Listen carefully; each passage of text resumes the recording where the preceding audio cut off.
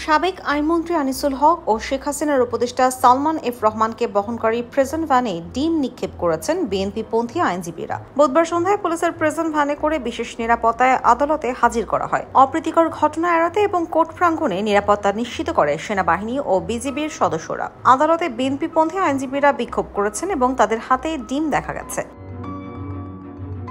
এক আইনজীবী বলেন, সাবেক আইনমন্ত্রী আনিসুল হক মানুষকে মানুষ মনে করেন নাই। তিনি আদালতকে বিভিন্নভাবে প্রভাবিত করেছেন, তাই তাকে অবাঞ্ছিত ঘোষণা করে ডিম মারা হয়। নিউ মার্কেটের দোকান কর্মচারী মৃত্যুর ঘটনায় আসামি করা হয়েছে সাবেক প্রধানমন্ত্রী শেখ হাসিনার বেসরকারি শিল্প ও বিনিয়োগ বিষয়ক উপদেষ্টা সালমান এফ রহমান ও সাবেক আইনমন্ত্রী আনিসুল হককে। এই মামলায় দুজনকে 10 দিন করে রিমান্ড চায় পুলিশ। তাদেরকে 10 দিনের রিমান্ড মঞ্জুর করা হয়। দুজনের পক্ষে আদালতে হাজির ছিলেন না কোনো আইনজীবী। আদালতে মামলা ও রিমান্ড আবেদনের কাগজ পাঠানো হয়েছে।